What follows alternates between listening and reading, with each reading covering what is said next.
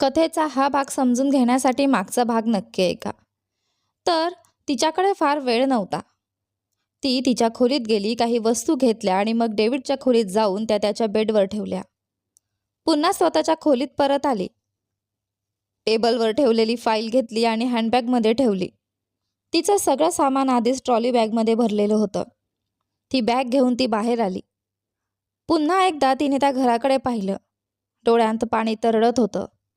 तेवढ्यात डेव्हिडचा पुन्हा फोन आला. भव्याने खोल श्वास घेतला, डोळे पुसले आणि कॉल उचलला. "मी निघते घरातून डेव्हिड," एवढंच म्हणाली आणि कॉल कट केला. पण तिच्या मनात मात्र शब्द उमटले. "मी कायमची निघते या घरातून डेव्हिड." तिने लांबच्या प्रवासासाठी कॅब बुक केली.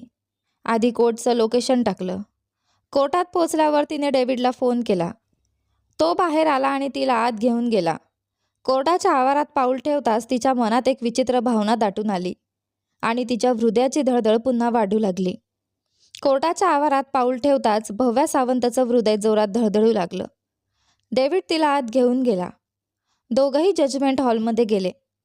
तो हॉल चित्रपटांमध्ये दाखवतात तसा अजिबात नव्हता.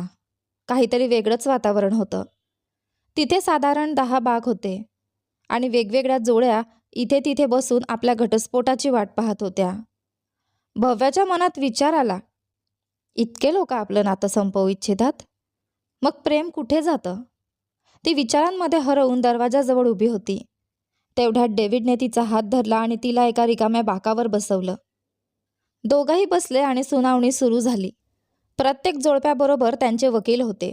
त्यांचा नंबर आला की ते पुढे जाऊन 1-2 शब्दांत उत्तर देत, कागदांवर सही करत आणि हॉलमधून बाहेर पडत. एक जोडपं तर एकमेकांवर ओरडत, शिव्या देत होतं. ते एकमेकांमुळे इतके त्रस्त झाले होते. भव्या विचार करत होती, पण मग प्रेम कुठे जातं? त्यांनी एकत्र घालवलेले आनंदाचे क्षण काय झाले? कायम आनंदी राहणं शक्य आहे का? एखाद्याला दुखावल्याशिवाय जगणं शक्य आहे का? आपण माणसं आहोत, रोबोट नाही. आपल्या भावना बदलतात, मनस्थिती बदलते. मग इतक्या सहज नातं तोडणं योग्य आहे का? आपण आईवडिलांशी भांडतो, ते आपल्याला ओरडतात, पण आपण त्यांच्याशी नातं तोडत नाही. पण पती पत्नी इतक्या छोट्या कारणांसाठी वेगळे का होतात?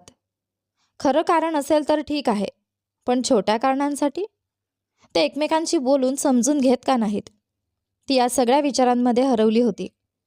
तेवढ्यात आवाज आला, केस नंबर 127, 2022, डेव्हिड आणि भव्या सावंत. डेव्हिड उभा राहिला. त्याने तिचा हात धरला आणि दोघंही जजसमोर जाऊन उभे राहिले. जजने विचारलं, "तू डेव्हिड आहेस?" "हो मॅडम," डेव्हिड उत्तरला. जजने भव्याकडे पाहिलं. "तू भव्या सावंत आहेस?" ती थोडी अडखळत म्हणाली, "हां, हो मॅडम." तिचा आवाज खूपच मंद होता. जजने सरळ प्रश्न विचारला, "तुम्ही दोघं घटस्फोटासाठी तयार आहात का?" हे शब्द भव्याच्या मनात जोरात घुमू लागले.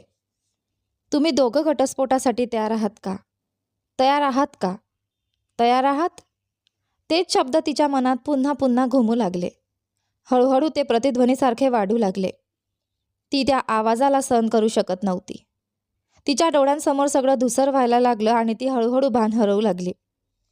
तिला फक्त इतकंच जाणवलं की डेव्हिड तिला हाक मारत होता, "भव्या, भव्या." जणू तो खूप खोल विहिरीतून तिला आवाज देत होता. पुढे काय झालं तिला काहीच कळलं नाही. शुद्धीवर आल्यावर ती पुन्हा त्या बाकावर बसलेली होती. तिचं डोकं डेव्हिडच्या खांद्यावर टेकलेलं होतं. ती हळूच आजूबाजूला पाहू लागली.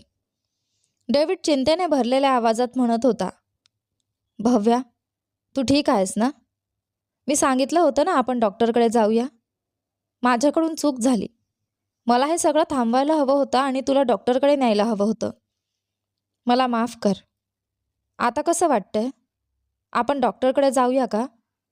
तो एकामागून एक प्रश्न विचारत होता. भव्याला मात्र त्याच्या त्या काळजीशिवाय काहीच जाणवत नव्हतं. ती पुन्हा त्याच्या खांद्यावर डोकं ठेवून पडली.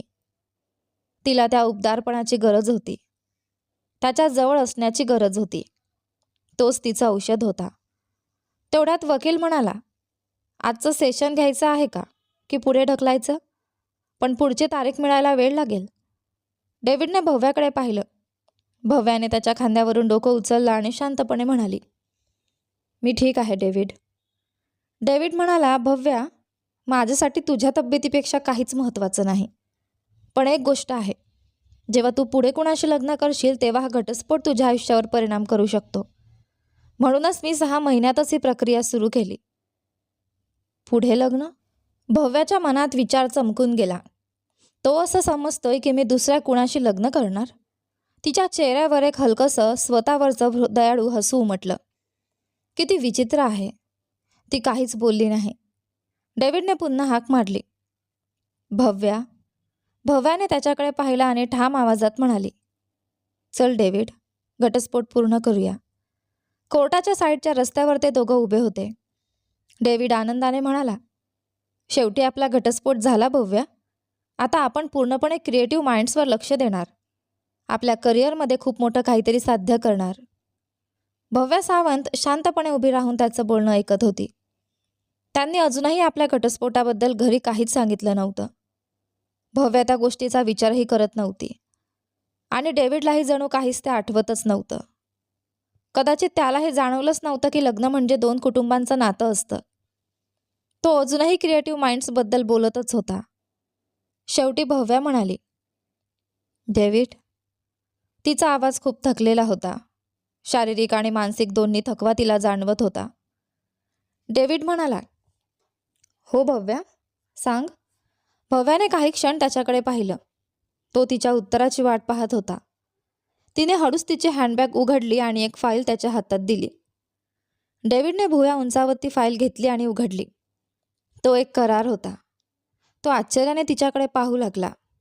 भव्या मात्र शांत उभी राहिली. त्याने वाचायला सुरुवात केली. अर्ध्यातच त्याला सगळं समजलं. त्याने धक्क्याने तिच्याकडे पाहिलं. भव्याने काहीच प्रतिक्रिया दिली नाही. पूर्ण वाचून झाल्यावर तो जवळजवळ ओरडत म्हणाला, हे काय आहे भव्या? भव्याने मान खाली घातली. तिच्यात त्याच्या डोळ्यात पाहायचीही हिंमत नव्हती. ती हळू आवाजात म्हणाली, मला थोडा ब्रेक हवा आहे डेव्हिड. ब्रेक? तो काही क्षण विचारात पडला. मग म्हणाला, मलाही ब्रेक हवा आहे. चल, कुठेतरी फिरायला जाऊया. 1-2 आठवड्यांचा ब्रेक घेऊ आणि मग परत कामाला लागू. भव्याने नकारार्थी मान हलवली. मला एकटीने ब्रेक हवा आहे डेव्हिड. मग घे ना, काही आठवडे, महिना आणि परत माझ्याकडे ये. परत माझ्याकडे ये? हे शब्द भव्याच्या मनाला गोड स्पर्श करून गेले. त्याला तिची साथ हवी होती, तिची उपस्थिती हवी होती, पण तिचं प्रेम नाही. तिच्या मनात आवाज घुमला, का असा आहेस तू डेव्हिड? एकदा तरी स्वतःला विचार की तुला माझ्यावर प्रेम आहे का? फक्त एक शब्द सांग की तू माझ्यावर प्रेम करतोस. आयुष्यभर मी तुला कुठेही सोडून जाणार नाही. ती त्याच्या डोळ्यात पाहत विचारांमध्ये हरवली. डेव्हिडने पुन्हा विचारलं, भव्या, सांग ना, तू महिन्यानंतर परत येणार ना? भव्या शांतपणे म्हणाली, डेव्हिड, आत्ता मी काहीही सांगू शकत नाही. पण एक गोष्ट नक्की, मी क्रिएटिव्ह माइंड्समधून बाहेर पडते. त्या करारात मी माझा सगळा हिस्सा तुला दिला आहे. आता तूच त्या कंपनीचा एकमेव मालक आहेस. डेव्हिड हादरला. पण भव्या, आपण सुरुवातीला एकमेकांना दिलेलं वचन, मी हे सगळं एकट्याने कसं सांभाळणार? तू माझी ताकद आहेस, माझा आधार आहेस. तू नसशील तर मी कसं करू? भव्याने त्याचे हात हातात घेतले. डेव्हिड, ती गंभीर आवाजात म्हणाली, तू निर्माता आहेस, मी फक्त तुझी मदत करणारी होते. तू एकटाही खूप काही करू शकतोस. स्वतःच्या क्षमतेला कमी समजू नकोस. तू नक्की यशस्वी होशील. All the best David. ती थोडी थांबली आणि पुढे म्हणाली, आपण पुन्हा कधीतरी भेटू. मी निघते आता. स्वतःची काळजी घे. हे बोलून तिने त्याला मिठी मारली निरोप देण्यासाठी. डेव्हिड मात्र तिथेच उभा राहिला, तिच्या शब्दांमध्ये आणि विचारांमध्ये हरवलेला. भव्याने हळूच त्याच्या छातीवर डोकं ठेवलं. त्याच्या हृदयाची धडधड ऐकली. ती खूप वेगाने धडधडत होती. तो तणावात होता. ती आणखी सहन करू शकत नव्हती. तिने त्याला सोडलं आणि डोळ्यात अश्रू घेऊन चालू लागली. ती कॅबमध्ये बसली.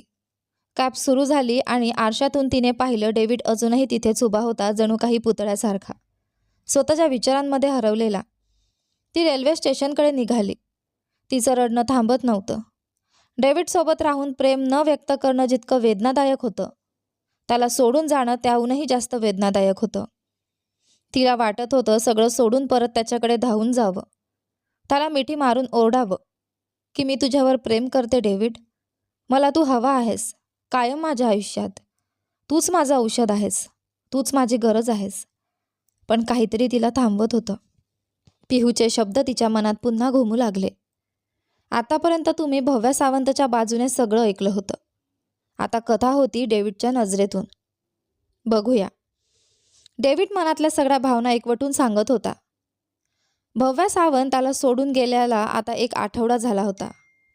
त्या आठवड्यात तो घरातच होता, पण जणू काही जगणं थांबल्यासारखं झालं होतं. त्याने काहीच केलं नव्हतं. कोणी त्याला विचारलं असतं, तुला भव्या सावंतवर राग आहे का? तर त्याचं उत्तर असतं, मला माहीत नाही. ती का गेली, कशामुळे गेली हे अजूनही त्याला कळलं नव्हतं. त्यांच्या 3 वर्षांच्या नात्यात कधीकधी तोच तिच्याशी बोलणं टाळायचा.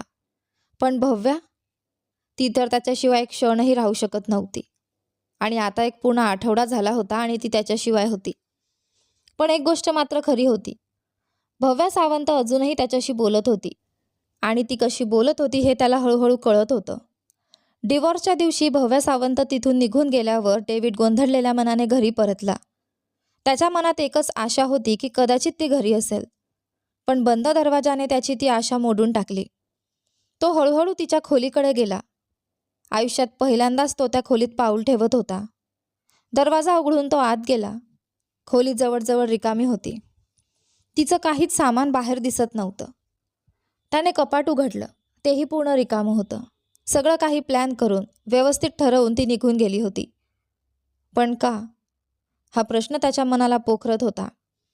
क्षणात त्याची सगळी ऊर्जा जणू संपवून गेली. त्याला तिची खूप गरज भासत होती. तिची साथ हवी होती.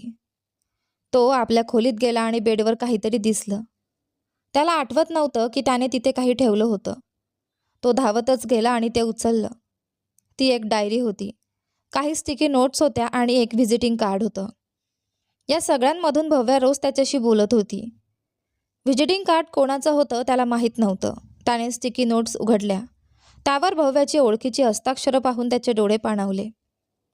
भव्या. त्याचं मन आणि हृदय दोन्ही एकाच वेळी तिचं नाव उच्चारत होते. तो वाचायला लागला. त्या नंबरवर कॉल कर. तो पुढे तुझा असिस्टंट असेल. मी निवडलेला आहे. म्हणजे ती त्याला एकटं सोडून गेली नव्हती. तिने आपलं वचन तोडलं नव्हतं. पण तिच्या जागी कोणीतरी दुसरा ठेवला होता. पण डेव्हिडला पर्याय नको होता. त्याला फक्त भव्या हवी होती. त्याने पुढचं पान उघडलं. जेवण स्किप करू नकोस. ते वाचताच त्याला अचानक पोटाची जाणीव झाली आणि एक अश्रू गालावरून ओघळला. उशिरापर्यंत जागू नकोस. जास्त दारू पिऊ नकोस. जास्त काम करू नकोस. होस ना. माझ्या हसण्याचं कारण हो. माझा आनंदी माणूस राहा. शेवटचे काही शब्द त्याला ओळखीचे वाटले. तो आठवायचा प्रयत्न करू लागला. तो खोलीत इकडे तिकडे फिरू लागला.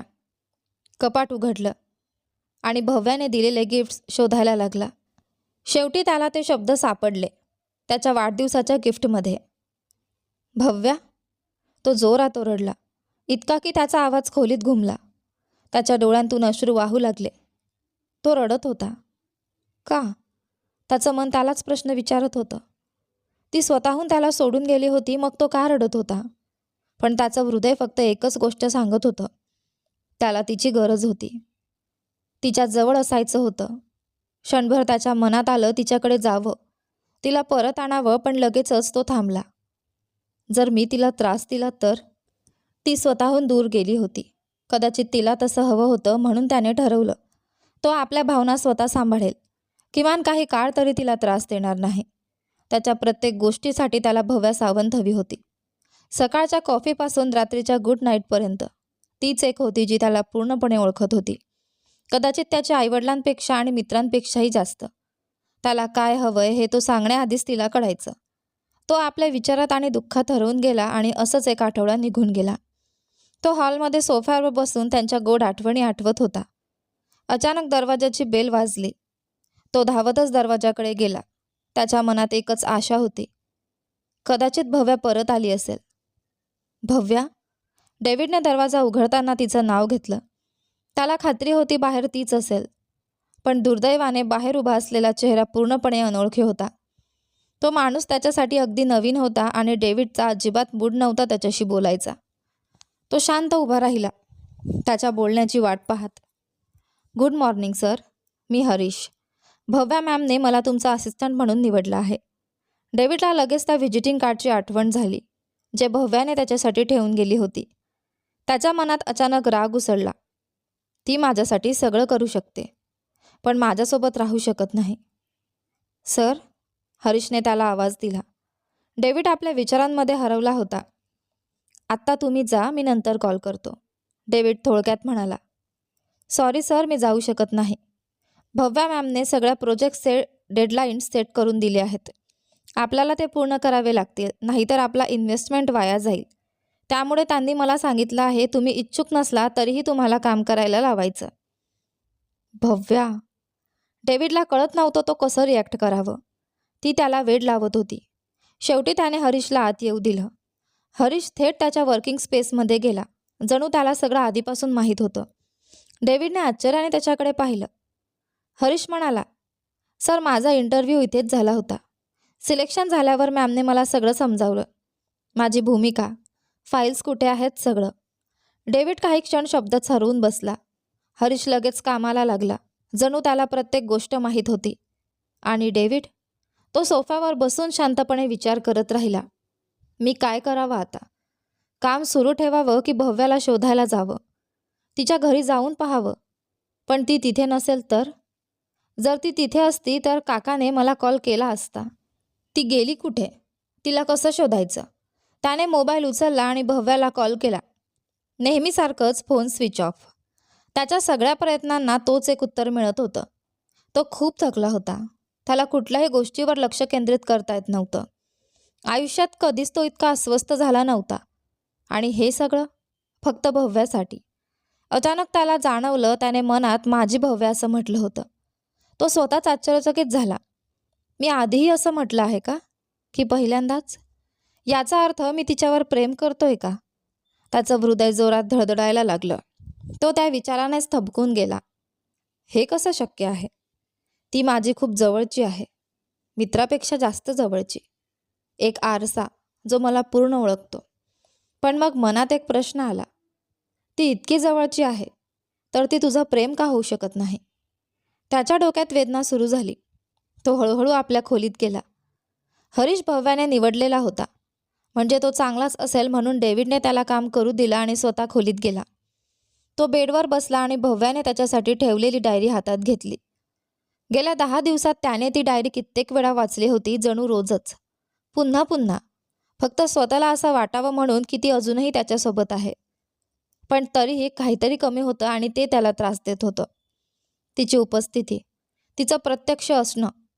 त्याने डायरी उघडली. पहिल्याच पानावर त्यांचा पहिला सेल्फी होता, पेनिबमधला. डेव्हिड हसत होता आणि भव्या डोळे मिटून ब्लिंक करत होती. त्या क्षणी ती खूप निरागस, खूप गोड दिसत होती. त्याने आपल्या बोटाने हलकेच तिच्या चेहऱ्यावरून स्पर्श केला. भव्या, मनात कुठेतरी एक आवाज तिला हाक मारत होता. ती जेव्हा निघून गेली तेव्हा ती आजारी होती. आता ती कशी असेल? औषध घेत असेल का? वेळेवर जेवत असेल का? असं कितीतरी विचार त्याच्या मनात फिरत होते आणि प्रत्येक विचार भव्यासोबत जोडलेला होता. त्याने पुढचं पान उघडलं. ग्लिटर पेनने लिहिलं होतं, डेव्हिड लव्ज भव्या. त्याची बोटं तिच्या नावावरून अलगद फिरली. तिने त्यांच्या आयुष्यातल्या सगळ्या गोड क्षणांची नोंद केली होती. पेनिबमधल्या पहिल्या दिवसापासून शेवटच्या रेस्टॉरंट डेटपर्यंत. आणि जेव्हा त्याचं मन भव्यासाठी तडफडायला लागलं तेव्हा तो एक प्रश्न टाळू शकला नाही. भव्या, तुझ्यासाठी कोण आहे? भव्याशिवाय 15 दिवस झाले होते आणि त्या 15 दिवसात डेव्हिडचं आयुष्य जणू तिच्या भोवतीच फिरत होतं. तो सतत तिच्याच विचारात राहायचा. तिची डायरी वाचायचा. भूक लागली तरच थोडंसं काहीतरी खायचा. कधी कळत नकळत झोपायचा आणि उठल्यावर पुन्हा तिच्याच आठवणीत हरवून जायचा. असंच त्याचं आयुष्य चाललं होतं. भव्या सावंत तुझ्यासाठी कोण आहे या प्रश्नाचं उत्तर त्याला अखेर मिळालं होतं. हो, ती त्याचीच होती, माझी भव्या. तीच त्याचं आयुष्य होती. फक्त 15 दिवस तिच्याशिवाय राहून तो इतका तुटून गेला होता. मग आयुष्यभर कसं राहणार होता? तो विचारही त्याला सहन होत नव्हता. आता त्याला खात्री झाली होती तो तिच्यावर प्रेम करतो, पण हे समजायला त्याला इतका वेळ लागला. खरं तर तिच्या अनुपस्थितीनेच त्याला हे जाणवून दिलं होतं. आता त्याला तिच्याकडे जायचं होतं, तिला शोधायचं होतं, तिच्यासमोर उभं राहून सांगायचं होतं की तू फक्त माझे भव्य आहेस. प्रेम कोणालाही कोणावरही होऊ शकतं, पण माझी भव्य होण्याची जागा ती फक्त तिच्यासाठीच होती. मनातले सगळे प्रश्न जणू स्पष्ट झाले होते, पण तो स्वतःच हरवला होता. तिला शोधायचं कसं? ती कोणताही पत्ता न देता निघून गेली होती. ती तिच्या घरीही गेली नव्हती, हे त्याने काकांशी बोलून खात्री केली होती. तिच्या काही मित्रमैत्रिणींशीही त्याने संपर्क केला, पण त्यांचा पहिला प्रश्न असायचा, भव्या कशी आहे? ती तुझ्यासोबत इतकी बिझी असते? आम्हाला तर कॉलही करत नाही. त्यातून त्याला समजलं त्यांच्याकडेही काहीच माहिती नव्हती. तो एकटाच त्या घरात राहून थकून गेला होता. हरीश रोज रोज येत जात होता. कधी कधी तो जास्त वेळ काम करायचा. भव्याने दिलेल्या डेडलाईन्स पूर्ण करण्यासाठी इतर काही कर्मचारीही येत जात होते. भव्याने त्यांचे कॉन्टॅक्ट्स हरीशला दिले असावेत. तो गरजेनुसार त्यांना बोलवायचा. एक दिवस डेव्हिडने कपाटातून त्यांचा लग्नाचा अल्बम काढला.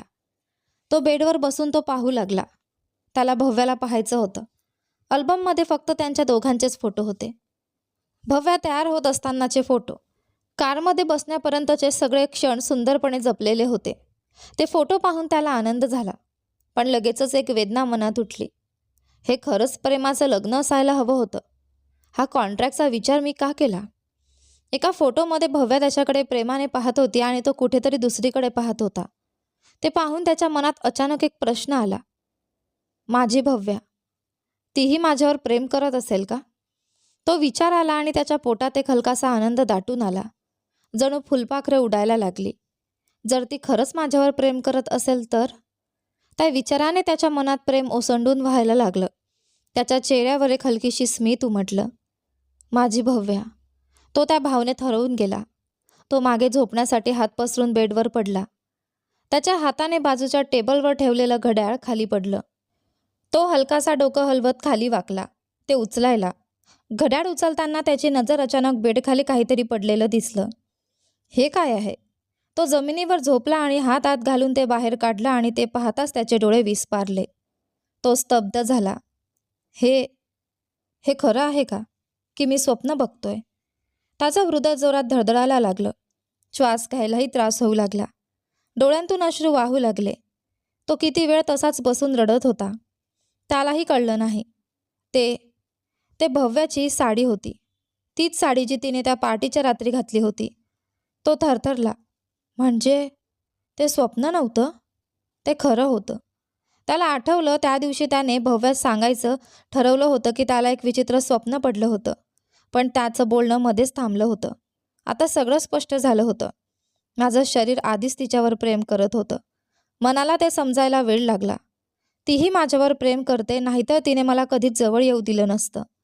पण मग एकच प्रश्न त्याला सतावत होता की तिने मला कधीच का सांगितलं नाही? दुसऱ्या दिवशीही नाही, नंतर कधीच नाही. भव्या सावंत त्याला असंख्य प्रश्नांमध्ये अडकवून गेली होती. डेव्हिडचं मन आता ओरडत होतं. भव्या, आता मी तुझ्याशिवाय राहू शकत नाही. कृपया परत ये. माझ्याकडे परत ये. दिल्ली सरोजिनी मार्केट. दिल्लीमधील सर्वात प्रसिद्ध शॉपिंग ठिकाणांपैकी एक. पर्यटकांसाठीही हे मोठं आकर्षण होतं. इथे छोट्या बजेटपासून ते मोठ्या बजेटपर्यंत प्रत्येकाला आपल्या आवडीच्या वस्तू मिळत होत्या.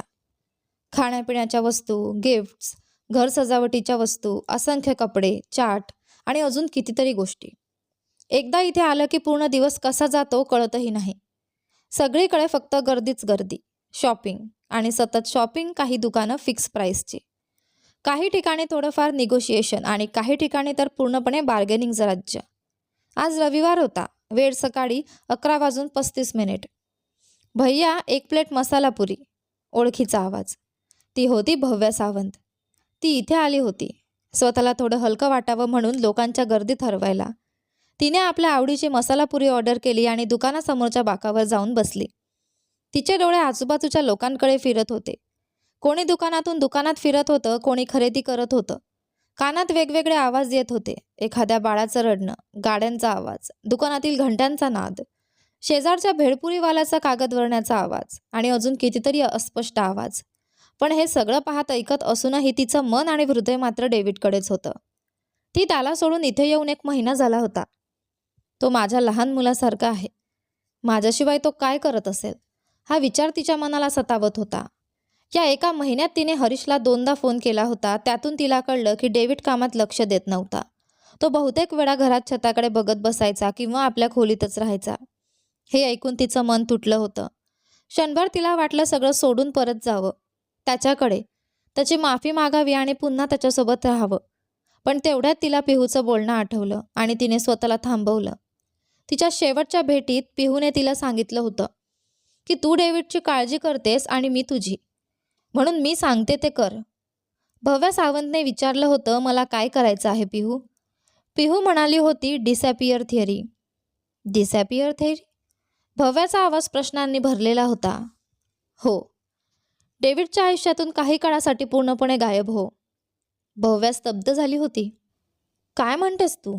मी डेव्हिडला सोडून जाऊ? हो. हे कसं शक्य आहे पिहू? मला त्याचं प्रेम मिळालं नाही तरी चालेल, पण मला नेहमी त्याच्या जवळ राहायचं आहे. त्याला हसताना पाहायचं आहे. त्याला आयुष्यात पुढे जाताना पाहायचं आहे. पिहू शांतपणे म्हणाली होती. मग त्याच्यावरचं तुझं प्रेम विसर. भव्या सावंत लगेच म्हणाली, तेही शक्य नाही. त्याच्यासोबत राहून प्रेम कसं नाही ठेवू शकत? पिहूने हसत सांगितलं, म्हणूनच तू त्याच्यापासून थोडा वेळ दूर राहा. तू त्याच्यासोबत असताना कदाचित त्यालाही तुझ्यावर प्रेम असेल, पण त्याला ते जाणवण्याची संधी मिळाली नाही, कारण तू त्याच्या आयुष्याचा आधीपासूनच एक भाग होतीस. ती पुढे म्हणाली, आज जर तू त्याला एकटं सोडलंस तर त्याला स्वतःच्या भावनांची जाणीव होईल. भव्या सावंत काही क्षण विचारात पडली होती. आणि जर त्याला माझ्यावर प्रेमच नसेल तर? तिने हळू आवाजात विचारलं. पिहूने फक्त हसून तिच्याकडे पाहिलं. त्या हसण्यात एक प्रश्न होता. तुला खरंच वाटतं त्याला तुझ्यावर प्रेम नाही?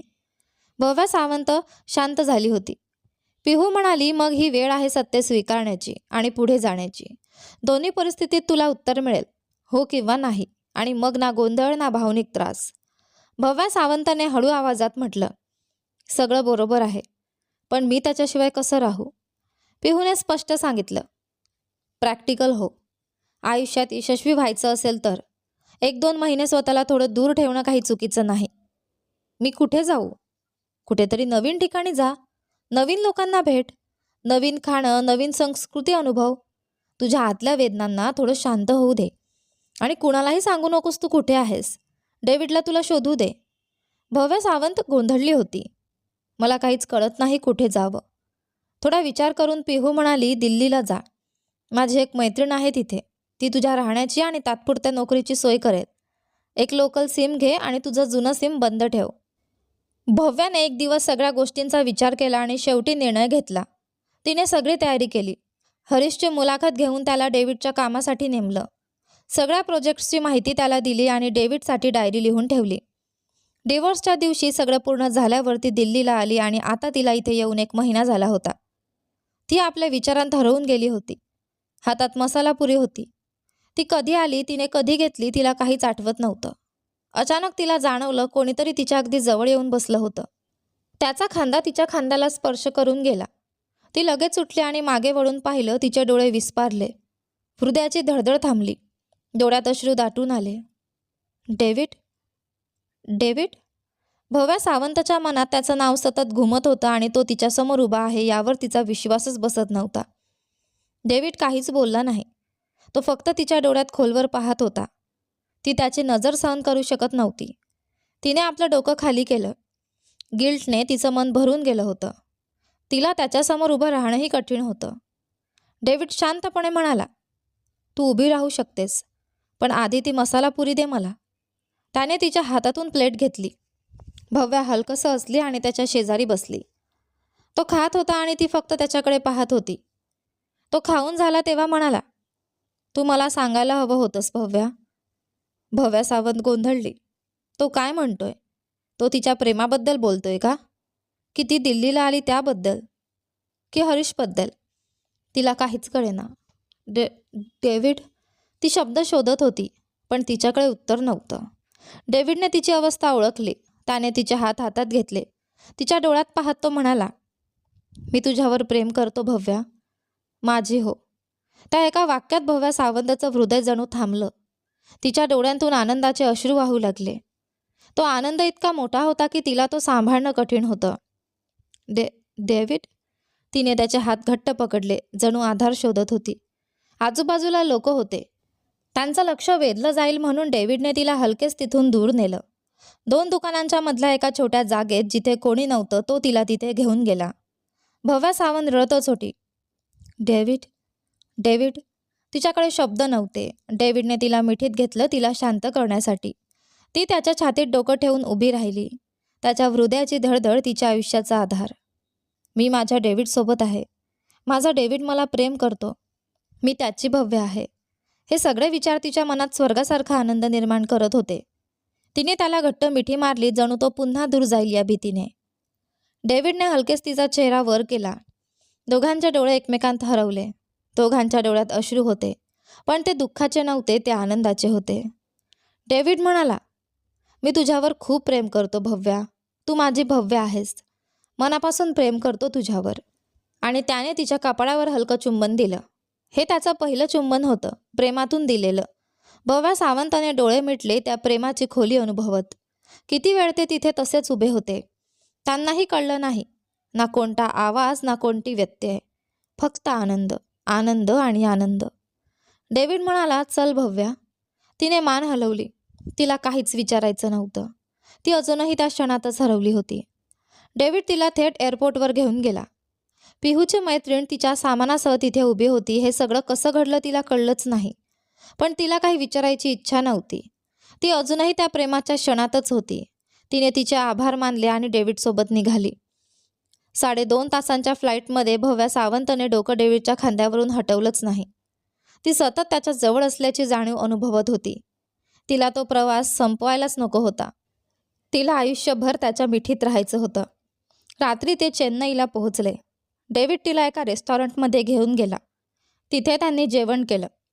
1 महिन्यानंतर भव्या सावंत घरी परत आली होती. ते घर तिच्यासाठी खूप खास होतं. त्या घरात त्यांच्या असंख्य आठवणी होत्या. सामान त्यांनी हॉलमध्येच ठेवलं. डेव्हिडने तिचा हात धरला आणि तिला आपल्या खोलीत घेऊन गेला. तिचं हृदय जोराने धडधडू लागलं. तो बेडवर बसला आणि तिलाही जवळ बसवलं. त्यांचे हात अजूनही एकमेकांत गुंफलेले होते. भव्या सावंतच्या नजरेस त्याच्या हातातील लग्नाची अंगठी पडली. ती अजूनही त्याने घातली होती. तिच्या चेहऱ्यावर हसू उमटलं. डेव्हिडने तिचा हात उचलला आणि त्यावर हलकं चुंबन दिलं. तिच्या अंगातून एक विजेचा झटका गेल्यासारखं वाटलं. तिने डोळे मिटले. अंगावर शहारे आले. त्याने तिला हळूच झोपवले आणि तिच्या जवळ आला. ती त्याच्या डोळ्यात पाहत होती. भव्या, त्याने हळू आवाजात तिला हाक मारली. तिचं हृदय वितळलं. डेव्हिड, तिनेही त्याला हाक मारली. तो हलकसा हसला आणि म्हणाला, आता शांत झोप. उद्या आपल्याला खूप महत्त्वाचं काम आहे. तिने मान हलवली. तो तिला मिठीत घेऊन तिच्या शेजारी झोपला. 1 महिन्यानंतर दोघंही शांत झोपले. भव्या सावंत आपल्या डेव्हिडच्या मिठीत. कधीकधी जास्त आनंद आपल्याला इतका वेढून टाकतो की आपलं मन काहीच विचार करू शकत नाही. भव्या ही त्याच अवस्थेत होती. डेव्हिड लगेच झोपून गेला. त्याचा चेहरा थकलेला दिसत होता. तो क्रुश झाला होता. हे पाहून तिला जाणवलं की तोही तिच्याशिवाय तितकाच तुटला होता. कदाचित त्यानेही नीट जेवला नव्हता, नीट झोपलाही नव्हता. भव्या सावंतने अलगद त्याच्या केसांवरून हात फिरवला आणि त्याच्या कपाळावर हलकं चुंबन दिलं. खूप प्रेम करते तुझ्यावर डेव्हिड, ती हळूच पुटपुटली. आणि आपल्या डेव्हिडकडे पाहत तीही शांत झोपून गेली. आता ते दोघे मंदिरात होते. पवित्र अग्नीसमोर नवरा नवरीसारखे सजून बसलेले. हे सगळं डेव्हिडचा प्लॅन होता. तो नेमकं काय करतोय हे भव्या सावंतला पूर्णपणे कळत नव्हतं. पण जे काही घडत होतं ते तिच्यासाठी खूप सुंदर आणि आनंद देणारं होतं. त्यांच्या दोघांच्या कुटुंबियांसोबत पिहू आणि हर्षही तिथे उपस्थित होते. पुजारी मंत्रोच्चार करत होता. डेव्हिड तिच्या शेजारी बसला होता. चेहऱ्यावर गोड स्मित. दोघेही पारंपरिक भारतीय पोशाखात सजले होते. काल रात्री ते दोघं शांत झोपले होते आणि आज पहाटेच डेव्हिडने तिला उठवलं. त्याने तिच्या हातात एक बॅग दिली आणि म्हणाला, तयार हो. वेळ साधारण सकाळी 5 वाजताची होती. इतक्या लवकर डेव्हिड? भव्याने थकलेल्या आवाजात विचारलं. तो तिच्या जवळ आला. तिच्या कपाळावर हलकं चुंबन देत म्हणाला, फक्त आजसाठी. माझ्यासाठी कृपया तयार हो. तिच्याकडे नकार द्यायला काहीच कारण नव्हतं. तिने मान हलवली आणि तयार व्हायला गेली.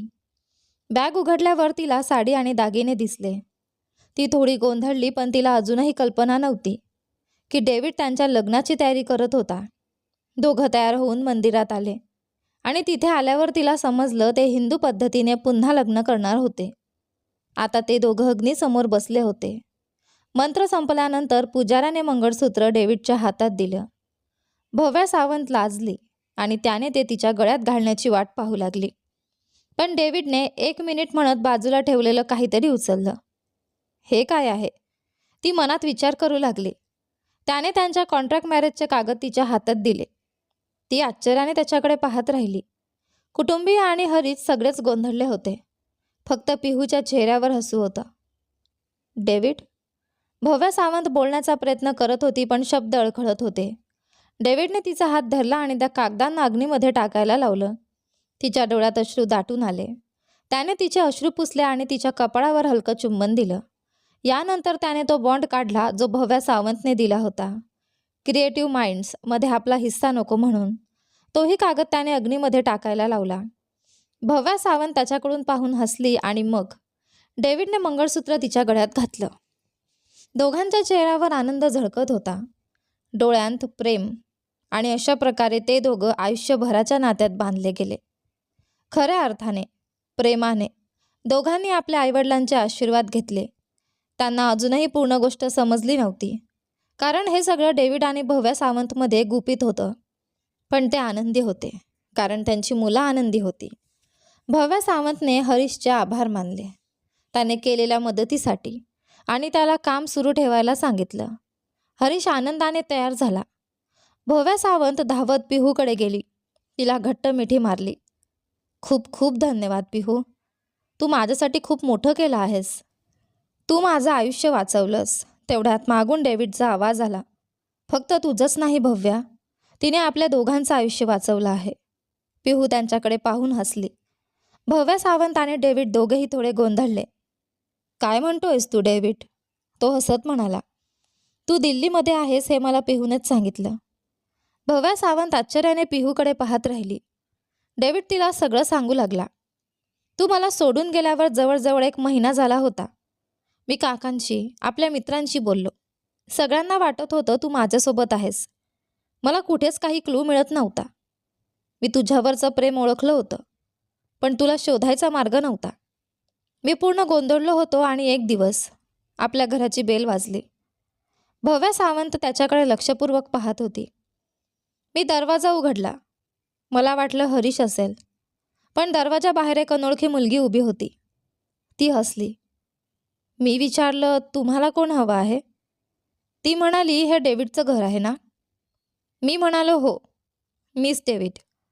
ती म्हणाली, आपण आत जाऊन बोलू शकतो का? मी तिला आत घेतलं. आम्ही हॉलमध्ये बसलो. मी विचारलं, सांगा. ती आजूबाजूला पाहत होती आणि अचानक आपल्या लग्नाच्या फोटोवर नजर गेल्यावर ती म्हणाली, भव्या किती गोड दिसते आहे या फोटोमध्ये. हे ऐकताच माझं हृदय जोरात धडधडायला लागलं. एक अनोळखी मुलगी आणि तिच्या तोंडून भव्याचं नाव. मी घाईघाईने विचारलं, तुम्हाला भव्या माहीत आहे? डेव्हिडने थोड्या घाईगडबडीत विचारलं. तुम्हाला भव्या सावंतबद्दल माहीत आहे? ती मुलगी शांतपणे म्हणाली, हो, मला ती चांगली ओळखीची आहे. आणि डेव्हिडच्या डोळ्यात खोलवर पाहत त्याच्या प्रतिक्रिया लक्षपूर्वक पाहू लागली.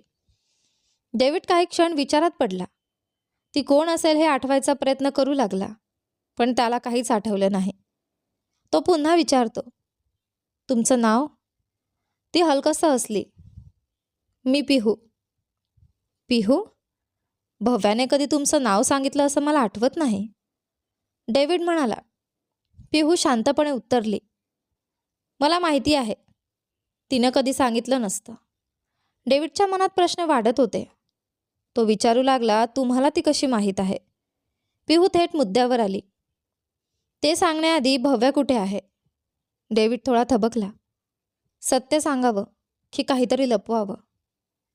काय माहीत, कदाचित हिलाच भव्या कुठे आहे हे माहीत असेल, की उलट काहीतरी बिघडेल. तो विचारात हरवला असतानाच पिहूने पुन्हा विचारलं, डिवोर्सनंतर तू खूप आनंदी असशील ना? आणि तुझं क्रिएटिव्ह माइंड्स कसं चाललं आहे? तिच्या प्रश्नांनी डेव्हिड हादरला. तो पटकन तिच्या शेजारी जाऊन बसला. म्हणजे भव्याने तुला सगळं सांगितलं आहे? मग तिने तुला ती कुठे आहे हेही सांगितलं असेल ना? कृपया मला सांग, ती कुठे आहे? मी तिच्याशिवाय राहू शकत नाही. माझ्या शरीराचा प्रत्येक भाग तिला मिस करतोय. ती माझी आहे, माझी भव्या. मला आता कळलं आहे मी तिच्यावर प्रेम करतो. कृपया मला सांग. त्याच्या डोळ्यात अश्रू आले होते. पिहू हलकसं हसली. मला हाच परिणाम अपेक्षित होता आणि मला आनंद आहे की तुला तुझं प्रेम कळलं. ती पुढे म्हणाली, भव्या तुझ्यावर वेड्यासारखं प्रेम करते. डेव्हिड हळू आवाजात म्हणाला, मलाही आता ते कळलं आहे. पिहू त्याच्याकडे समाधानाने पाहत होती. डेव्हिडने पुन्हा विचारलं, तू तिला कसं ओळखतेस आणि ती कुठे आहे? पिहूने शांतपणे उत्तर दिलं, मी एक सायकोलॉजी डॉक्टर आहे. भव्या माझ्याकडे आली होती. तिला तुझ्याबद्दलच्या तिच्या भावना सांभाळता येत नव्हत्या आणि तू तिच्यावर प्रेम करतोस की नाही हेही तिला कळत नव्हतं. मी तिला सांगितलं तुझं प्रेम व्यक्त कर, पण तिला भीती वाटत होती की त्यामुळे तुमचं नातं बिघडेल आणि ती रिस्क घ्यायला तयार नव्हती. डेव्हिडने मध्येच विचारलं, म्हणून ती मला सोडून गेली? पिहूने थेट उत्तर दिलं, नाही, मी तिला तसं करायला सांगितलं. डेव्हिडच्या चेहऱ्यावर आश्चर्य उमटलं. का? पिहू म्हणाली, कारण तुला तुझ्या प्रेमाची जाणीव व्हावी, जशी आता झाली आहे. माझं ऑपरेशन यशस्वी झालं. ती हसली आणि पुढे म्हणाली, प्रक्रिया थोडी वेदनादायक असते पण तीच योग्य असते. औषध कडू असतं पण तेच उपचार करतं. डेव्हिड काही क्षण शांत राहिला, मग म्हणाला, धन्यवाद. पण आता मला सांग माझी भव्या कुठे आहे? पिहू म्हणाली, दिल्ली. दिल्ली? पण तिला तिथे कोणीच ओळखीचं नाही. पिहू हसली. ती माझ्या मैत्रिणीसोबत सुरक्षित आहे. डेव्हिडला सगळं स्पष्ट झालं. म्हणजे हे सगळं तुझाच प्लॅन होता? नक्कीच, पिहूने असत उत्तर दिलं. डेव्हिड थोडा हसला. मला कळत नाही, तुझ्यावर राग करावा की तुझे आभार मानावेत. तू माझ्या भव्यास माझ्यापासून दूर केलंस, पण माझं तिच्यावरचं प्रेमही दाखवलंस. पिहू फक्त हसत राहिली. डेव्हिड म्हणाला, पहिल्यांदा मी माझ्या भव्यास भेटून येतो. तीही माझ्याशिवाय तितकीच त्रासली असेल आणि मग येऊन ठरवतो तुला काय शिक्षा द्यायची. तो मुलासारखा बोलत होता. पिहू हसत म्हणाली, भव्या नेहमी म्हणायची तू तिचं लहान मूल आहेस. आता मला ते पटतंय. दोघेही हसले आणि दुसऱ्याच दिवशी डेव्हिडने फ्लाईट बुक केली. तो दिल्लीला गेला. भव्या सावंतला भेटला आणि आज ते दोघं इथे एकत्र उभे होते. हे सगळं सांगून डेव्हिडने भव्या सावंताला हलकसं मिठीत घेतलं. त्यांचे कपाळ एकमेकांना टेकले. दोघांनी डोळे मिटले आणि त्यांच्या प्रेमाची जाणीव अनुभवली. धन्यवाद पिहू, दोघांनी एकाच वेळी म्हटलं. पिहू हसत म्हणाली, तुमच्या पुढच्या आयुष्यासाठी खूप शुभेच्छा. नेहमी एकत्र राहा आणि खूप आनंदात राहा. डेव्हिड थोड्या गंभीर आवाजात म्हणाला, तुझी शिक्षा मी ठरवली आहे. पिहूने घाबरल्याचा अभिनय केला. अरे देवा, काय आहे ती? डेव्हिड हसत म्हणाला, आता पुढे तू आमची कायमची मैत्रीण असणार आहेस. तिघेही जोरात हसू लागले. नंतर ते घरी परतले. डेव्हिडने भव्या सावंतला आपल्या खोलीत नेलं आणि स्वतः कपाट उघडायला गेली. भव्या बेडवर बसली. डोळे मिटून गेल्या 2 दिवसात घडलेल्या सगळ्या गोड क्षणांचा विचार करत होती. तिच्या चेहऱ्यावर एक गोड स्मित होतं. तिच्या महिनाभराच्या वेदना क्षणात नाहीशा झाल्या होत्या. ती हळूच डोळे उघडते आणि पाहते डेव्हिड तिच्या गुडघ्याजवळ बसलेला आहे, चेहऱ्यावर गोड हसू घेऊन. भव्याने हलकंसं असत त्याच्याकडे पाहिलं. डेव्हिड? डेव्हिडनेही असत तिच्या गालांवर हात ठेवले. थोडा पुढे झुकत तिच्या कपाळावर हलकं चुंबन दिलं. भव्या सावंतने डोळे मिटून त्या चुंबनाचा स्पर्श अनुभवला. भव्या? त्याने हळू आवाजात हाक मारली. ती डोळे उघडून त्याच्याकडे पाहू लागली.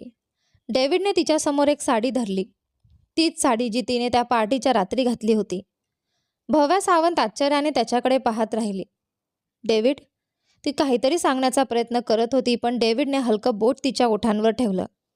त्याने एक खोल श्वास घेतला. भव्या, तू नसताना या साडीला पाहण्याआधीच मला कळलं होतं मी तुझ्यावर प्रेम करतो. आणि ही साडी पाहिल्यावर मला कळालं तूही माझ्यावर तितकंच प्रेम करतेस. भव्या सावंतच्या डोळ्यातून आनंदाचे अश्रू ओघळू लागले. डेव्हिडने अलगद त्या अश्रूंवर ओठ टेकवले आणि ते थांबवले. तिने डोळे मिटले. तो तिच्या कपाळावर, डोळ्यांवर, नाकावर हलके चुंबन देत गेला आणि मग थोडा थांबला. काही क्षणांनंतर त्यांचे ओठ एकमेकांत गुंतले. त्या चुंबनात त्यांच्या सगळ्या भावना, प्रेम, वेदना आणि आनंद मिसळले होते. ते कधी हलकं, कधी खोल, कधी हळवं असं प्रेम व्यक्त करत होते. मी तुझ्यावर प्रेम करतो भव्या. मीही तुझ्यावर प्रेम करते डेव्हिड. त्या क्षणापासून ते दोघं खऱ्या अर्थाने आपलं वैवाहिक आयुष्य जगायला लागले. आनंदात, प्रेमात. दोन ध्रुव शेवटी एकत्र आले. उत्तर आणि दक्षिण ध्रुव, जे एकमेकांना आकर्षित करतात पण कधीच एकत्र येऊ शकत नाहीत. पण इथे विचारांनी, स्वभावाने पूर्ण वेगळे असलेले हे दोन ध्रुव एकत्र आले. आनंदी आयुष्य आणि यशस्वी करिअर दोन्ही एकत्र पुढे निघाले. या कथेतून एक गोष्ट समजते. कधीकधी नात्यांमध्ये थोडासा ब्रेक, थोडं अंतर हे नातं अधिक मजबूत करण्यासाठी आवश्यक असतं. नेहमी एकत्र राहणं कधीकधी गोष्टी गुंतागुंतीच्या करू शकतं. थोडा वेळ दूर राहिल्यावर आपल्याला आपल्या माणसाची खरी किंमत कळते आणि प्रेम अजून खोलवर जाणवतं. इथे संपते भव्या आणि डेव्हिडची कथा, पण त्यांच्या आनंदी आयुष्याची खरी सुरुवात इथूनच होते. तर आपली ही कथा आता इथे संपली आहे. आशा आहे की तुम्हाला आपली ही संपूर्ण कथा आवडली असेल. कथा आवडली असेल तर व्हिडिओला लाईक करा, शेअर करा, चॅनलवर नवीन असाल तर चॅनलला सबस्क्राईब करा आणि हो, नोटिफिकेशन बेल नक्की दाबा जेणेकरून येणाऱ्या पुढील व्हिडिओची अपडेट तुम्हाला सर्वात आधी मिळेल. धन्यवाद.